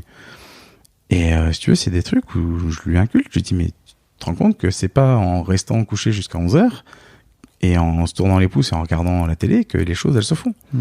Et juste lui inculquer la notion de travail, de papa. C'est pas dans le sens travail mérite. Enfin, tu vois, c'est en fait, il se passe rien sans rien. Si ton délire c'est de rien faire, ok, no stress. Enfin, mais rends-toi compte, ne te plains pas qu'il se passe rien si tu ne fais rien. Et mais j'entends le côté de regarder un anime avec lui, why not? Vraiment, je me le note. Et why not, tu vois? Prochain week-end, je pense que. Je crois que l'un des trucs que j'ai beaucoup fait, c'est que j'ai voulu moi beaucoup mettre de moi sur mes enfants, tu vois. Je pense qu'on le fait tous. Et je crois qu'aujourd'hui, j'ai pigé un truc, c'est que c'est important de s'ouvrir à OK, et toi alors, tu vois. Et dans quel sens le OK et toi? Parce que et toi, qu'est-ce qui t'intéresse? Et en fait, comment je peux venir rentrer dans ton univers? Je sais pas si t'as écouté l'épisode avec Fred, qui raconte que sa gamine, elle est fan de foot depuis qu'elle a 6 ans et qu'à 6 ans, elle regarde la Coupe du Monde et elle dit, moi, je serai championne du monde. Écoute, je l'ai écouté en venant. Extraordinaire. Voilà. Alors, pas cet épisode-là, mais juste, t'en as fait référence dans cet épisode-là. Ouais. Et, mais, alors, je trouve qu'il est en plein, tu vois. Mais bien sûr. Pour expliquer, Fred, il s'en fout du foot. Donc, il fait partie de, finalement, il n'y a pas beaucoup de mecs, je suis pas fan de foot non plus. Moi, je joue avec des ballons, mais ils sont plus gros. Ce que je veux dire, c'est que, oui. Jusqu'au bout. Mais ouais, tu vois. Ouais, du coup, il s'est intéressé au truc de sa gamine, quoi. Bah, c'est ça. Alors qu'il en a rien à péter du foot. Mais alors, moi, mon gamin, c'est la pêche. Et je lui ai dit, ok, bah explique-moi la pêche. Je lui ai acheté un bouquin sur la pêche. Je lui ai dit, bah vas-y, explique-moi, parce qu'en fait, il y a des trucs que je comprends pas, quoi. Donc là, du coup, on arrive à discuter, mais moi, je sèche très très vite parce qu'il me demande des trucs. Je dis, mais grand, moi, je sais rien, en fait. Ouais. Explique-moi, en fait. Moi, je sais pas. Ah bah moi non plus. Ok. Et donc, bah cherche, en fait. Cherche l'info. Bah non. En fait, il s'arrête là. Et c'est là-dessus le côté travail, si tu veux. Il y a un truc qui t'intéresse, ok, bah va le gratter, en fait. Aujourd'hui, t'as le monde dans ta poche. Pas de mon propre choix, t'as le monde dans ta poche parce que t'as un smartphone. C'est incroyable, ouais. Ah, mais bien sûr. Et bah, je sais pas si tu l'as vu passer sur le Discord. La petite vidéo avec le prof canadien qui pète un câble. Non. Je la montrerai peut-être après. Et je mettrai le lien dans les notes. Et il explique, il dit, mais en fait, on a mis des satellites et tout pour que vous ayez le monde dans votre poche et vous savez pas vous en servir, en gros. Mais si les gamins ils savent s'en servir, c'est juste ils savent pas s'en servir pour ça. Ouais, exactement. On va dire ça. Parce qu'en fait, bien sûr qu'ils savent s'en servir. Bah, à 12 ans, il sait pas trop. À 12 ans, il sait pas encore trop. Non, mais bien sûr. Qu'est-ce qu'il fait sur son tel? Ah bah franchement, je me pose la même question. Mais il fait quoi? Ah bah je sais pas. Il est sur TikTok? Je sais pas. Vraiment, je te jure, je n'arrive pas à savoir parce que quand tu demandes, Mais tu le vois faire? Ouais, il est sur des jeux. Ouais, bah voilà. Voilà quoi. Mais pas forcément sur TikTok, tu vois. Il y a pas, enfin voilà, il y a quelques jeux. Quoi. Il joue? Ouais, c'est ça. Oui, Ok. oui, il joue, ouais. Bah, Ouais, c'est trop bien. Sur une partie, il joue. Mais ouais. Oui, tu as raison. Mais je suis pas. Alors, T'es dur. ouais, je suis hyper Comment tu dur. pourrais faire pour t'ouvrir un petit peu à ton môme? Je te sens fermé. Ah, là. mais en fait, si tu veux, je suis. Alors, le problème, c'est que. Et en même temps, tu l'adores ton gamin, ça, Ah, mais bien ça sûr. se sent. Mais puis, alors, ce que je lui répète à longueur de temps, je dis, je te fais chier. Je le sais. Je vois. Pourquoi te t'es le dur dis. comme ça? Parce que je sais que de l'autre côté, elle l'est pas du tout. Et en fait, si tu veux, ce que je te disais, c'est que ça me tient à cœur de lui inculquer des valeurs. Et en fait, il y a tellement pas de valeurs de l'autre côté. Et en fait, je le vois arriver. Tu vois, tu parlais tout à Mais l'heure c'est de. pas tes valeurs, mais c'est des valeurs. Ah non, c'est les miennes. Il y en a certaines, c'est Non, les ce miennes. que je veux dire, c'est que c'est de l'autre côté. Sa Ah mère, oui. elle lui inculque des valeurs aussi qui sont en opposition avec les tiennes. Ben, c'est ça le problème, c'est que Mais- je suis pas sûr qu'il y ait des valeurs inculquées de l'autre côté. En fait, j'ai vraiment une. Alors, pour utiliser le mot, je la sens démissionnaire en fait. Oui. Là, Ça, là, c'est- si tu veux, il est en 5e. je comprends que ce soit dur. Je vois ses notes qui plongent, mais quand je te dis plonger, c'est d'un autre monde. Et j'essaie de lui expliquer. Je dis, mais grand, t'as une moyenne à 16. Je dis, la moyenne de classe est à 14. Comment c'est possible? Je dis, je suis basique. Hein. Je dis, moyenne de classe à 14, vous n'êtes pas tous des génies, hein, loin de là. Ça me paraît un peu surévalué. Et puis là, il arrive à une moyenne à 14. Et je dis, grand, t'es limite, à la moyenne de la classe. Et je dis, t'es pas à 10. Alors pour moi, je dis, Parce que ça va c'est faire bien, hurler des ça. profs, mais je pense qu'ils sont largement surnotés. Et quand je vois les trucs, je dis, je pense que vous êtes vraiment surnotés, les petits loups. Bah, ça veut rien dire. Une note, c'est une note. Déjà, il y a plein de profs qui sont contre les notes, tu vois. Donc, Ouais, mais alors après, il ça faut, veut rien dire, faut les bien notes. se baser sur un truc. Ce que je voulais savoir, c'est Dis-moi. parce que là, il a 12 ans. Si j'ai bien compris, à partir de 13, il peut commencer aussi à venir dire, moi, je veux. En fait, ils peuvent déjà même avant. Ok. Ils sont, en fait, si tu veux, à partir de... Alors, si... je vais essayer de pas dire de bêtises. Parce que si il y a jugement, à partir de 10 ans, l'enfant est entendu. Alors, pas par le juge en direct, ou du moins pas pendant le jugement, il est entendu en amont, mais il est déjà entendu, il peut déjà donner un avis. À partir de 10, il peut déjà commencer à dire, bah moi je veux aller chez papa ce week-end, et pas ce week-end-là, ou le week-end d'après, ou machin. Il peut déjà Et commencer pourquoi à tu le donner son prendrais avis. pas, t'inverserais pas la garde? Alors, on arrive à la problématique financière. Ok. En fait, clairement, ce que m'a dit l'avocat, il m'a dit, tant que la maman est là, s'il n'y a pas de maltraitance physique réelle, prouvée, s'il n'y a pas de maltraitance mentale réelle, prouvée, vous n'aurez pas la garde. Mais toi, t'aimerais bien l'avoir? Ah bah ouais, parce que ça me permettrait de recadrer des choses, de remettre des trucs et de remettre dans la vraie vie, quoi. Vous avez pas vu là, mais il a fait un tour de vis. Bah bien sûr. Ouais, mais Je suis, alors, tu sais, fils de directeur d'école quand même. Hein. À l'ancienne. Alors oui, petit détail, mais mon grand-père était instituteur aussi, du côté de ma maman. Donc si tu veux, c'est carré dans la famille. Et les oncles et tantes, on en a eu 2 qui étaient profs aussi. Donc, ouais, mais je connais ça. Moi, j'étais élevé dans le Nord, tu vois. Mais bien sûr. Mais c'est la même mentalité. Hein. Le Nord et l'Est, Bah ça oui. se retrouve beaucoup. C'est quoi. juste les mines d'un côté, la sidérurgie de l'autre. Bah, c'est les Sinon, mines aussi. exact- Hein. Oui. Il y a des mines aussi. Hein. Je te rassure. Mais ouais, bien sûr. Mais je suis bien conscient. En fait, si tu veux, je suis dur pour compenser la souplesse, on va dire, le laxisme de sa mère, quoi. Et c'est moche, hein, parce que du coup, je me retrouve à avoir le rôle du méchant, quoi. Après, ce que me dit ma psy à longueur de temps, hein, me dit, mettez pas autant de pression, vous semez. Bah, J'ai dit ouais. Je dis mais j'ai l'impression d'être la semeuse sur les pièces, les francs, tu sais, qui, quand si tu regardais un peu, elle semait mais face au vent. Donc c'est de semer face au vent avec une horde de moineaux qui vient bouffer toutes les graines, tu vois. Et l'horde de moineaux, c'est sa mère. Et j'ai vraiment cette sensation de semer, mais entre guillemets pour rien, quoi. Parce qu'il reste pas grand chose. Et c'est usant en fait cette partie-là. Cette partie-là qui aujourd'hui côté paternité, bah c'est pas simple. Où je suis obligé de me battre pour tout. Mais quand je te dis tout, c'est tout. Là, côté éducation scolaire et tout, je dis, bah en fait, là, t'as pris un 8 sur 20, en fait. À quel moment tu réagis Et maman, elle a dit quoi? Ah, bah elle a dit, ce serait bien que tu fasses un petit effort. Ah ouais, un petit effort. Je dis, on est au-delà du petit effort, là, quand même. Ouais. Et, si tu veux, je vois les notes. Là, il a perdu 4 points sur sa moyenne, quoi. Et je dis, oh, on est au 2e trimestre. Hein. Il en reste encore un derrière. Et t'es en 5e. Oui, ça, il y a peut-être un autre message derrière. Ouais. Mais si ton fils, il te dit, papa, moi, je voudrais venir... Open bar. Et je lui en fait, si tu veux, j'en ai Tu déjà lui as parlé. dit ça? Ouais. En fait, si on a eu la discussion où je lui ai dit, Ethan, je vais être clair. Est-ce que tu voudrais venir ou pas?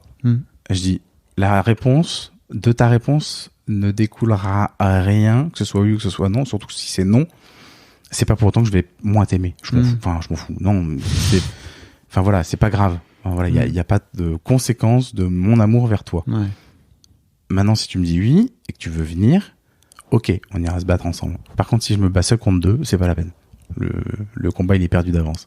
Par contre, si on est 2, aller dans le même sens avec toi en disant à ta mère, bah écoute, lui, il voudrait bien venir vivre ici en fait, et qu'on inverse la garde, c'est plus le même délire. Il en dit quoi? Il m'a dit non. Clairement non, il est pas prêt. Et bah, puis alors, on est des grands humains. On aime la facilité. Pourquoi il va venir à un endroit où on vient le faire chier pour faire ses devoirs, pour participer à la vie de la maison, alors que de l'autre côté, il a tout cuit dans le bec, il fait rien, il bouge pas, et en gros, il est à l'hôtel. Aucune raison. Hein.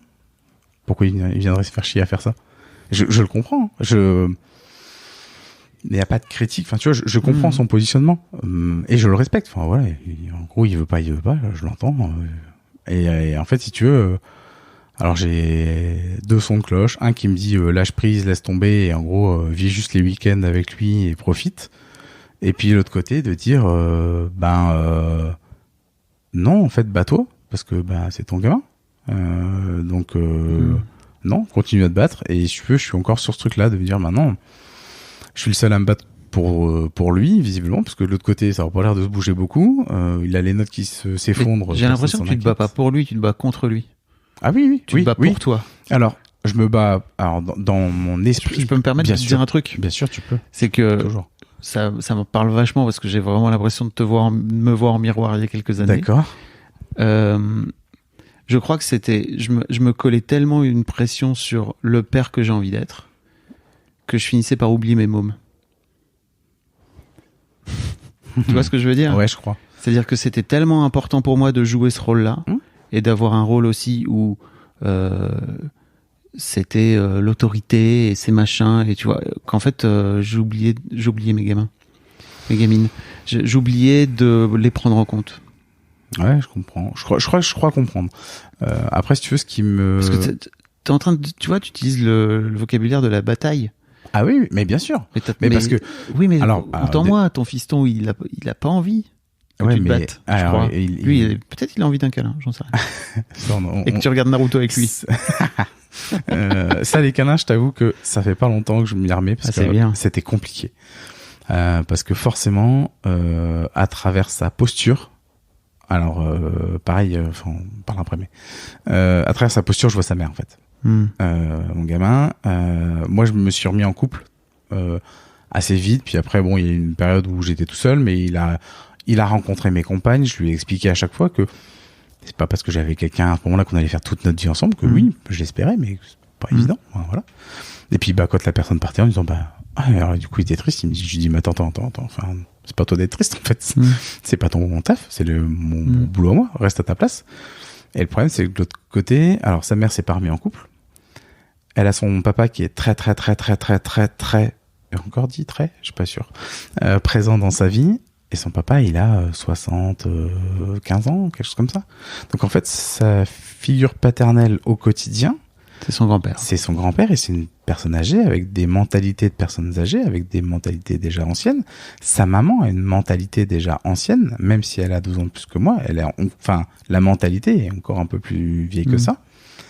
Et donc, je suis déjà en train de défaire certains ancrages, on va dire, et où le gamin, il se retrouve à 10 ans, 12 ans, devant les journaux télévisés, sans explication, et puis du coup, il me dit derrière, de toute façon, tout le monde est méchant.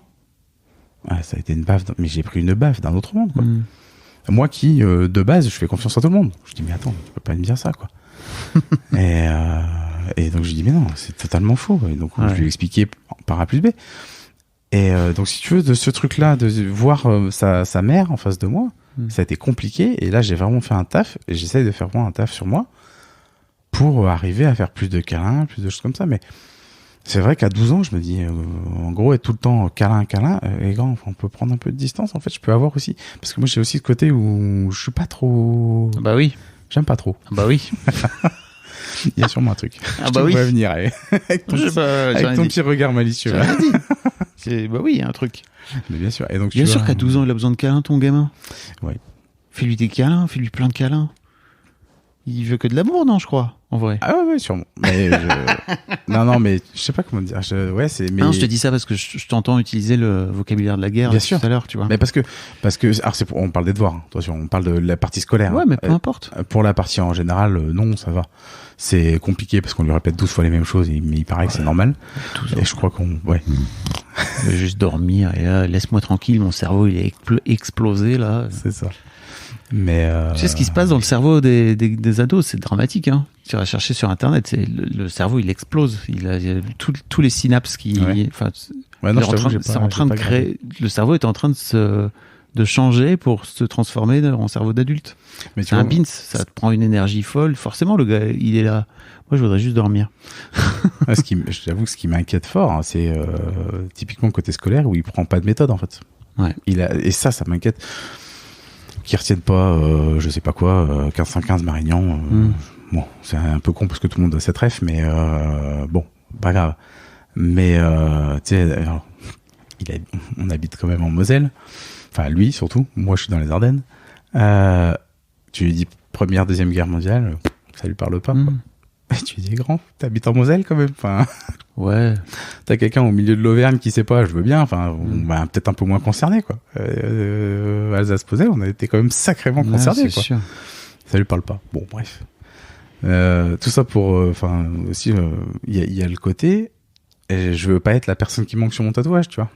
Je veux pas être ce père absent que mon père a été et je. C'est pour ça que je te dis que tu parles de toi. Mais bien sûr. Ouais, je comprends. Mais enfin, il y a eu du taf. Hein. Ouais, il y a du taf là-dessus. Et te dire, non, en fait, bah non, moi je veux être là. Et je sais que ça a vraiment. Mais t'es là. Ouais, non, mais dans le sens impacté réellement, tu vois. Et moi j'ai senti mon père absent. Mon père, le seul truc qu'il m'a fait faire, il m'a fait refaire des dictées, mais à plus savoir qu'en faire. C'est-à-dire qu'il me les faisait refaire 3 fois d'affilée. À la fin, les dictées, je lui disais arrête de me les dicter, je les connais par cœur, quoi. C'est bon, je les ai appris, en fait. Et, mais je suis toujours autant une quiche en orthographe, hein, Et t'as dû le voir dans le mail. J'ai pas osé te le dire, mais je me suis dit, bah, tu vois, ton daron, ça a pas marché ce qu'il a fait. C'est ça. Et parce que c'était son obsession à lui, j'imagine, l'orthographe, quoi, tu vois. Je sais pas si c'était son obsession à lui, l'orthographe, c'est son obsession à lui en général, l'éducation, parce que prof, en fait. Instit. Tu vois, c'est pas la même chose. C'est l'instituteur. Et mon père est encore, et puis alors, mon grand-père, encore avant, avec cette image. On se rappelle quand même qu'à l'époque, il y avait le maire, le curé et l'instituteur, hein. Enfin, et mon père a été dans cette même veine-là, même si c'était 30 ans après ou 40 ans après. Il était dans cette même veine. Et l'instituteur, c'est quand même une figure autre. C'est sûr. Et alors, du coup, et moi, je trouve que, scolairement parlant, c'est hyper important de prendre des méthodes.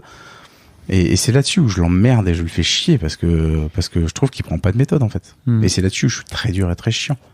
Et, mais c'est clair que, j'essaie de lui inculquer des valeurs que j'ai pas eu en fait, j'ai pas eu la sensation de cette présence de mon père, quand j'étais gamin. Quand j'allais chez mon père... Mais tu lui inculques en le faisant. Oui, tout à fait. Mais parce que voilà. Tu vois, tu lui inculques en lui montrant à quel point ta passion des montgolfières, à quel point t'es un mec passionné, à quel point t'es un mec curieux. Et t'as juste besoin d'être, je trouve. Mais c'est ça. Et si tu veux... non, tu crois pas ? Là où j'allais en venir, c'est que les week-ends avec mon père, quand mes parents divorçaient, mon père est parti avec une autre personne. On passait les week-ends à rien foutre, quoi. Et devant la télé, et à regarder Planète, les reportages documentaires avec les voix off soporifiques au possible. Et dès qu'on changeait la chaîne, parce qu'on voulait regarder autre chose, parce qu'il dormait à côté, on se faisait engueuler en disant, non, mais je regardais. Ben non, tu dormais, en fait. Donc, si tu veux, il y a de là mon aversion aussi, pour ne pas regarder la télé, parce qu'à un moment, on va arrêter. Il y a d'autres choses, en fait, à faire dehors. Puis même à la maison. Et de l'ouvrir au monde, en fait. Et c'est là-dessus, c'est d'essayer de faire des choses. Et du coup, là où on a la complexité aujourd'hui, c'est de lui faire faire et puis de lui dire, ben, en gros, ça te plaît pas, et on n'arrive pas à avoir de feedback là-dessus. Et c'est ce côté-là où, j'ai du mal à dire, ben, en fait, ça te convient pas, ça te plaît pas, c'est cool, c'est pas cool. Alors, il me le dit pas, moi, en direct. Je suis un grand fan de cuisine aussi, je cuisine pas mal. je vais pas dire je mets un point d'honneur ou presque à faire, enfin vraiment à cuisiner quand il est là, quoi. Ouais. Et du coup à cuisiner avec lui. Mais il arrive après la bataille. Il arrive, c'est en train de cuire en fait. Il me dit je peux t'aider ? Bah là non. Tu serais venu une demi-heure plus tôt, non. Enfin une demi-heure plus tôt oui, mais là non. Mais tu l'as appelé et tout, il ouais. est pas venu. Ouais. Bah oui. Et bah il faut autre chose, j'arrive, machin, il est en train de répondre à un snap, je ne sais quoi. Bah oui. Donc voilà, c'est ça. Donc j'essaie de faire. Ouais, je comprends. Mais c'est compliqué. Et c'est là-dessus, ouais, côté paternité, c'est chaud patate. Et puis j'ai ma conjointe, qui, ce que je te disais, est aux opposés complets, côté démerdard et tout ça. Elle m'impressionne, enfin, tous les jours en fait. Dès on parle un peu de son histoire, elle me scotche, mais à des niveaux de malade, quoi. Et elle, si tu veux, elle a géré son orientation après bac, post-bac, elle l'a géré en seconde. Elle savait exactement ce qu'elle devait faire, quel cursus, quel machin, quel truc. Moi, j'ai géré mon orientation après bac, après le bac, quoi. J'exagère un peu, mais... Et donc, si tu veux, tu vois les deux opposés. Et en fait, moi, je me retrouve au milieu. Tu fais pause. En fait, enfin, vous entendez pas, vous comprenez pas. Essaye d'intégrer, voir ce qu'il fait, et essaye de mettre de l'eau dans ton vin de ton côté. Et de l'autre côté, à mon gamin, lui dire, essaye voir de te réveiller un peu, ce serait cool, parce qu'en fait, là, t'es amorphe avec nous, et mais t'es pas avec nous, quoi. Tu lui dis ça ? Ouais, j'essaie de lui dire, parce que... C'est dur, hein ? Ouais, c'est hyper dur. Il est à table avec nous, on discute, et il est pas avec nous. Tu le vois dans le regard, il est perdu. Puis donc on lui parle, on dit quoi bah j'écoutais pas. Bah ouais. Bah ça m'intéresse pas. Bah en fait intéresse-toi un peu à des choses parce que t'as rien qui t'intéresse. Ah bah ouais. Ok. Et ça c'est pareil. Moi j'ai mon petit cœur qui explose, quoi. Quand on me dit il y a rien qui m'intéresse, que je te disais tout à l'heure, je suis intéressé par tout. Je cherche tout, j'essaie de comprendre tout, de gratter tous les domaines, quels qu'ils soient. Aux grandes dames de ma compagne, mais et ouais, non, c'est compliqué. C'est l'adolescence. Est-ce que c'est l'adolescence ? Est-ce que c'est Mais c'est cool parce qu'il veut te faire bosser. Il vient vraiment te faire bosser là, ton môme. Ah ouais, carrément. Ah ouais, sur mon rapport global, ouais, de dingue. Mais je prends des grosses baffes. Et là, je t'avoue qu'il y a des donc ce que je te disais par mail, là, je suis en arrêt, en burn-out. Il fait partie des raisons burn-out, enfin clairement, on le sait. On a discuté avec la psy, elle me dit alors il y a du boulot, on s'entend, il y a une belle dose de boulot, mais il y a une dose du gamin. Il me dit il faut que vous semez. Elle me le répète. Redescend, ouais. Ouais, elle me dit vous semez. Il faut la pression de ouf. Bien sûr. Ah bien sûr, pour tout le temps. Ah oui, mais t'es pas obligé. Ouais. il paraît on n'est pas obligé. Mais ouais, non, carrément. Lâche l'affaire. Ah, ça j'arrive pas. Ah bah oui, ça. Non, mais dans le sens, forcément, c'est ton gamin, quoi. Tu vois ce que je veux dire ? Mais c'est pas. En fait, j'ai la peur. Alors, quand je te dis lâche l'affaire, c'est pas démissionne pas. Ça veut juste te dire arrête de vouloir à tout. Enfin, peut-être il y a un truc où j'ai l'impression que tu veux super tout bien faire, trop bien, quoi. Peut-être. Je sais pas. T'as écouté l'épisode avec la meuf qui m'a coaché là, LM, où on parlait de trouver sa place de père ? Nope, je l'ai pas écouté. Ouais, j'ai fait ce taf là avec elle, c'était incroyable. Elle m'a fait bosser vraiment sur ma place de père. C'était chaud, c'était compliqué. Et tu vois, c'est pour ça que je te dis, ça me fait... Ouais, ça fait écho. Ça fait miroir parce que je crois que j'étais crispé comme je te sens crispé. Ouais, tu vois, mais sur le sujet. Sur le côté crispé. T'es là, c'est pour ça que je te dis lâche l'affaire. Juste, qu'est-ce qui va se passer si tu lâches l'affaire ? En fait, si tu veux, je crois que j'ai la peur de... Alors, ouais, je vais pas digresser trop parce que ça va être le bordel, sinon. J'ai la peur de son échec scolaire et que du coup, il puisse pas faire ce qu'il veut derrière. Ouais. Et vraiment, hein, ça fait partie des trucs où je me dis merde. Alors, tu lui as dit ça ? Comme ça ? Non. C'est pas du tout la même... Non. C'est pas du tout la même approche que... Non, je lui ai... En fait, venir le juger. Bien sûr. Ce que je lui ai dit, ce que tu fais là, c'est les fondations de ta maison. Et j'ai bien mis des grosses guillemets sur la maison. Mais ça veut rien dire quand t'as 12 ans, frérot. Vraiment, si. Je comprends que toi, en tant qu'adulte, tu vois ça, mais lui, il a 12 piges. Ouais. T'es là en train de lui parler des fondations d'une maison, et là, mais qu'est-ce que tu fous moi la paix ? J'ai juste envie de regarder Naruto. Regarde Naruto avec moi plutôt, papa, non ? Peut-être. Tu as regardé Naruto ou pas avec lui ? Ouais, carrément. Putain, ça me fait trop plaisir. Mais ouais, je t'ai dit, je ferai. Est-ce qu'il y a un sujet sur lequel je t'ai pas amené, dont t'aurais aimé parler ? Je suis en train de réfléchir en même temps. J'avais des trucs, mais je ne sais plus quoi. On a parlé de plein de choses. Hein. Ouais, c'était génial. Hein. Au taquet. Non, mais bon, après, je parle beaucoup. Donc, non, je ne sais pas, là, comme ça, en soi. Bah, on a fait le tour, hein. Ouais, ça me va. Si ça te va, ça me va. Ah, moi, ça me va. Merci Bertrand pour tout ce que tu as déposé ici. C'était trop bien. Bah, merci, Fab. Puis, je te souhaite vraiment de réussir à lâcher l'affaire. Même si je sais que c'est pas facile. C'est clair.